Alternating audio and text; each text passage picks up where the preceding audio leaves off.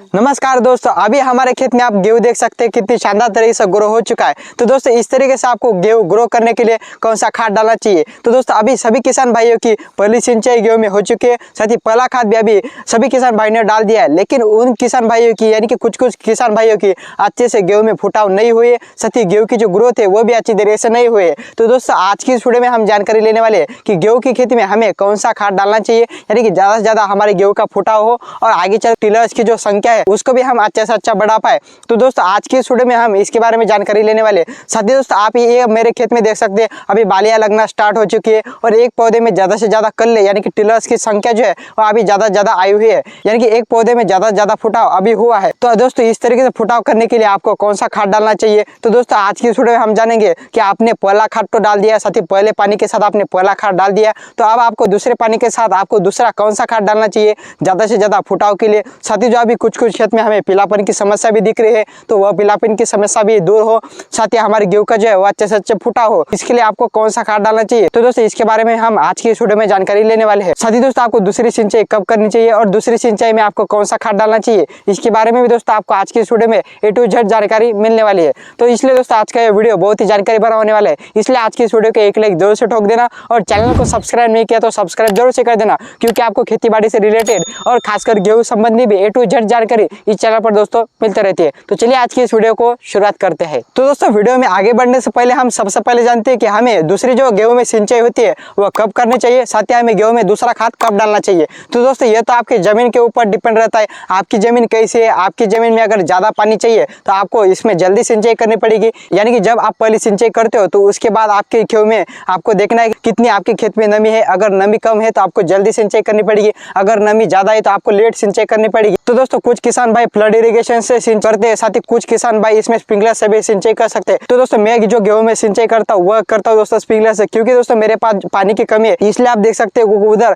मेरे स्प्रिंकलर लगे हुए हैं। तो दोस्तों मैं स्प्रिंकलर से इसमें सिंचाई करता हूँ। अगर आप इसमें फ्लड से सिंचाई करते हैं तो आपको थोड़े दिन बाद सिंचाई करनी होती है, यानी कि फ्लड से अगर आप सिंचाई करोगे तो ज्यादा नमी आपके खेत में हो जाएगी। तो इसलिए दोस्तों आपको फ्लड से अगर आप कर रहे हो तो आपको लेट सिंचाई इसमें करनी होती है। अगर आप इसे स्प्रिंकलर से कर रहे हो तो स्प्रिंकलर से क्या होता है कि ज्यादा खेत में नमी नहीं होती है, स्प्रिंकलर से पानी की जो है बचत होती है। तो इसलिए आपको स्प्रिंकलर से जब आप सिंचाई कर रहे हो तो तब आपको सिंचाई जल्दी से जल्दी करना होता है, यानी कि सिंचाई के ऊपर सिंचाई आपको स्प्रिंकलर से करना होता है, क्योंकि दोस्तों स्प्रिंकलर से ज्यादा खेत गीला नहीं होता है। इसलिए दोस्तों आप अगर फ्लड इरिगेशन कर रहे हो तो आपको थोड़ी रेट सिंचाई करनी है। अगर आप इसे स्प्रिंकलर से पानी दे रहे हो तो आप इसे जल्दी भी सिंचाई दोस्तों कर सकते हो। आपने अगर पहली सिंचाई कर दी तो पहली सिंचाई के बाद आपको खेत में देखना कि कितनी नमी है और कितनी नमी नहीं है। तो इस तरीके दोस्तों आप सिंचाई कर सकते हैं, आपके गेहूं की जो है वो ग्रोथ देखकर और आपकी खेत में मिट्टी देखकर, मिट्टी के अनुसार आप यानी कि आपकी खेत की जमीन के अनुसार आप इसमें पानी दे सकते हो। तो दोस्तों अभी हमें कुछ खेत में ज्यादा पीलापन की भी समस्या हमारे गेहूं की खेती में दोस्तों देखने को मिल रही है। तो दोस्तों यह पीलापन की समस्या हमारे खेत में क्यों आ रही है इसके बारे में अब हम थोड़ी जानकारी लेते हैं। तो दोस्तों यह जो आपके खेत में पीलापन आ रहा है, यह आ रहा है दोस्तों एनपीके की कमी से, साथ ही जिंक की कमी से भी पीलापन आपके खेत में दोस्तों आ सकता है। एनपीके की कमी यानी कि नाइट्रोजन, फास्फोरस, पोटाश अगर आपके खेत में आपने अगर कम डाला है तो आपके खेत में पीलापन आ सकता है। साथ ही दोस्तों जिंक से भी इसमें पीलापन यानी कि जिंक सल्फेट जो होता है हमारा 33% वाला और 21% वाला, ये भी अगर आपने पहली सिंचाई के वक्त नहीं डाला है तो भी दोस्तों आपके खेत में पीलापन की जो है वह समस्या देखने को मिलती है। तो इन 2-3 कारणों से जो है आपके खेत में पीलापन आ सकता है। पहला तो एनपीके की कमी यानी कि नाइट्रोजन, फास्फोरस और पोटाश की कमी, साथ ही दूसरा दोस्तों जिंक की कमी। तो इस तरह दोस्तों आपके खेत में पीलापन आ सकता है। साथ ही दोस्तों अगर आपने ज्यादा सिंचाई कर दी तो ज्यादा सिंचाई की वजह से भी पीलापन आ सकता है, साथ ही कम सिंचाई की वजह से भी दोस्तों पीलापन आ सकता है। तो यह तो थी दोस्तों कुछ पीलापन आने की वजह। और दोस्तों अभी इस टाइम काफी किसान भाइयों की शिकायत है कि जो हमारे गेहूं में है वो पत्ते जलने की समस्या भी हमें देखने को मिल रही है। तो दोस्तों यह पत्ते जलने की समस्या है वो क्यों आ रही है, साथ ही इसके लिए हमें क्या करना चाहिए। तो दोस्तों इसके बारे में अब हम थोड़ी जानकारी लेते हैं। तो दोस्तों जो आपके खेत में पत्ते जो जलने की समस्या है, अगर आपने खाद की जो मात्रा है, यूरिया हो, डीएपी हो, साथ ही जो पोटैश है, ये अगर आपने ज्यादा मात्रा में डाली है तो आपके खेत में दोस्तों पत्ते जलने की जो समस्या होती है वो आ सकती है। साथ ही दोस्तों यूरिया की अगर आपने हाई डोज कर रही है, यानी कि ज्यादा मात्रा में 1 एकड़ में अगर आपने यूरिया का इस्तेमाल किया तो भी दोस्तों आपके खेत में पत्ते जलने की जो है वह समस्या आ सकती है। तो इसके लिए दोस्तों आपको ज्यादा यानी कि हाई डोज जो है वो नहीं करना है, गेहूं में ज्यादा यानी कि खाद नहीं डालना है। आपको जो 1 एकड़ में डोज होती है उसी डोज में दोस्तों आपको डालना है। अगर आप ज्यादा हाई डोज करेंगे यानी कि ज्यादा मात्रा में यूरिया, साथ ही दूसरे डीएपी ऐसे अगर आप खाद डालेंगे उससे दोस्तों आपके खेत में पत्ते जलने की जो है वह समस्या आ सकती है। तो इसके लिए दोस्तों आपको डोज यानी कि 1 एकड़ में जो डोज होती है तो उसी डोज में आपको खाद डालना है। तो दोस्तों यह तो हुए कुछ सावधानी है और उसके लिए आपको क्या कुछ करना है, इसके बारे में तो हमने जाना। तो दोस्तों अब हम जानते हैं कि आपको दूसरी सिंचाई में कौन सा खाद डालना चाहिए, क्योंकि दोस्तों दूसरी सिंचाई गेहूं में काफी महत्वपूर्ण होती है। आपने पहली सिंचाई तो कर दी, साथ ही दोस्तों दूसरी सिंचाई और दूसरा खाद भी गेहूं में काफी महत्वपूर्ण होता है। साथ ही दोस्तों दूसरी सिंचाई और दूसरा खाद अगर आप गेहूं में सही तरीके से डाल दोगे तो आपकी गेहूं में जो है वो अच्छे से अच्छे फुटान निकलने में मदद होगी।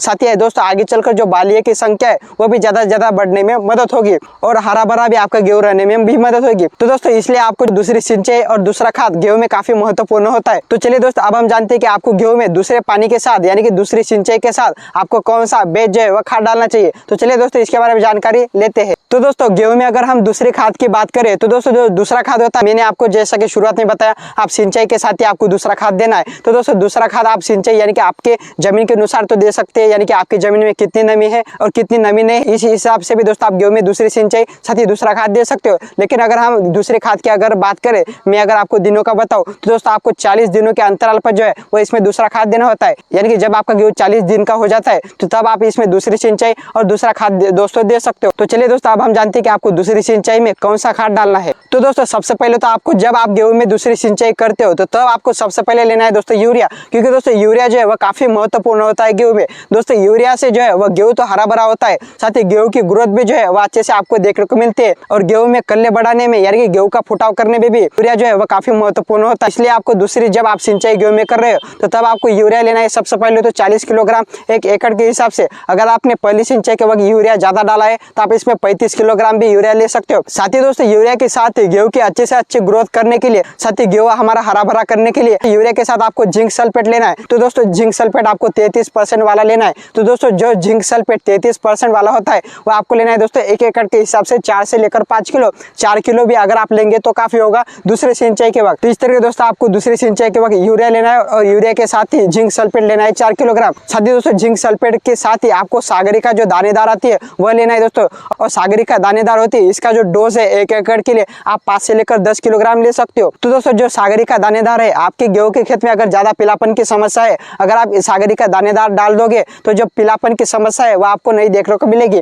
तो इस तरह के दोस्तों आपको यूरिया लेना है सबसे पहले तो 40 किलोग्राम। साथ ही दोस्तों यूरिया के साथ ही आपको जिंक सल्फेट लेना है 33% वाला 4 से लेकर 5 किलोग्राम। साथ ही दोस्तों जिंक सल्फेट के साथ ही आपको इसमें सागरिका दानेदार लेनी है। तो इस तरह दोस्तों आपको यह खाद को सिंचाई के साथ ही प्रयोग करना है, यानी कि सिंचाई के साथ ही इस खाद को डाल देना है दूसरी सिंचाई के साथ।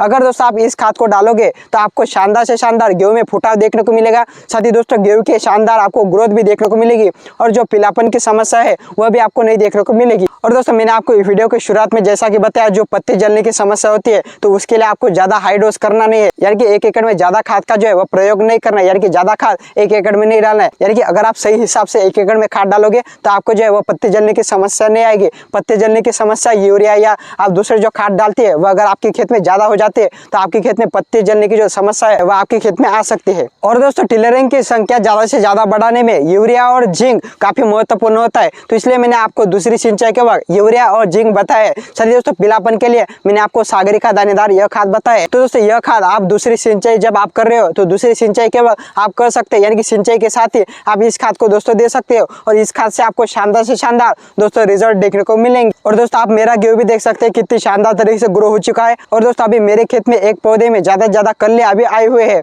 आप भी देख सकते हैं कितनी शानदार तरीके से मेरा गेहूं ग्रो हो चुका है और इसमें अभी बालियां लगना भी अभी स्टार्ट हो चुकी है। तो दोस्तों मेरे गेहूं जैसा आपका भी गेहूं कर सकते हो और अच्छे से अच्छे आगे चलकर उत्पादन दोस्तों ले सकते हो। तो दोस्तों आज की इस वीडियो में बस इतना ही था। आज की इस वीडियो में मैंने आपको बताया कि आपको गेहूं में यानी कि गेहूं की शानदार ग्रोथ के लिए आपको दूसरी सिंचाई के वक्त दूसरा कौन सा खाद डालना चाहिए। तो दोस्तों आज की इस वीडियो में बस इतना ही था। आज का यह वीडियो अगर आपको पसंद आया हो तो वीडियो को दोस्तों एक लाइक जरूर से ठोक देना। साथ ही यह वीडियो दूसरे किसान भाइयों के पास भी शेयर अवश्य कर देना ताकि उन्हें भी इसकी जानकारी मिले। और दोस्तों चैनल को सब्सक्राइब नहीं किया तो सब्सक्राइब जरूर से कर देना, क्योंकि आपको खेती बाड़ी से रिलेटेड और खासकर गेहूं संबंधी भी A to Z जानकारी इस चैनल पर मिलती रहती है। तो दोस्तों मिलते हैं एक नए वीडियो में, तब तक के लिए जय जवान जय किसान, धन्यवाद।